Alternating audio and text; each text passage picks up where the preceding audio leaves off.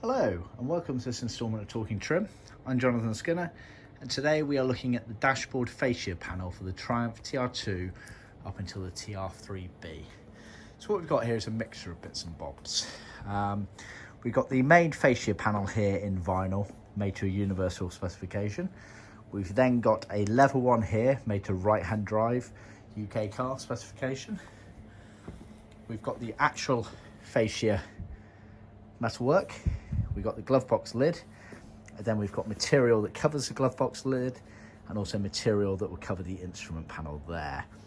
Now what we commonly do is we supply, if it's a vinyl order, we normally supply it as a universal one here, meaning it doesn't matter if it's a right-hand drive or left-hand drive car because this will fit both of them. And just to completely show you and clarify, this is obviously from a right-hand drive car because it's got the steering wheel column there. If I match this up, and I'll just put that over in place there, you can see, obviously ignore the top edge because that'll be a lot further down, so you've got plenty of room to play with, but you can see you've got enough to trim around there, and then it ends there. Same principle if we flip that over just to mimic where a left-hand drive would be. You've got all this excess here, so you just simply chop across there. For leather ones, because leather is more costly, we want to maximize our efficiencies when cutting out on the leather. We actually do hand them, and so obviously this one's been done exactly to the right-hand drive specification. So again, if I just grab that and gently slide over roughly where it's going to go, like that, you can see you got plenty of material to go all the way around.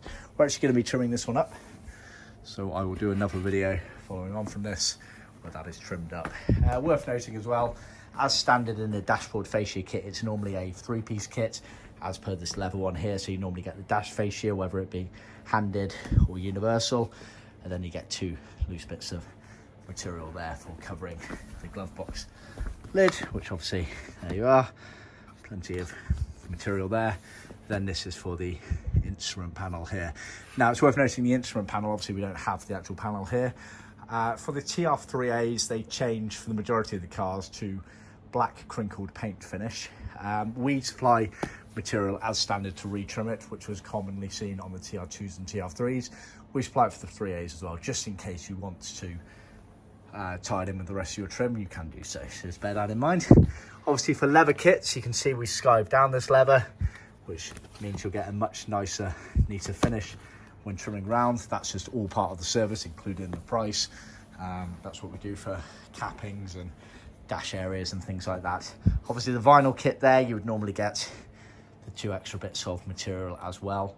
I just haven't included them in this video because we already have the leather bits on there. Yeah, so we sell the dashboard fascia retrim kit as a separate item, three-piece, as explained, or it's already included as part of our trim panel kit as well. So see our website for more details. Hope you found that useful. Please remember to like, subscribe and share, and stay tuned for more information.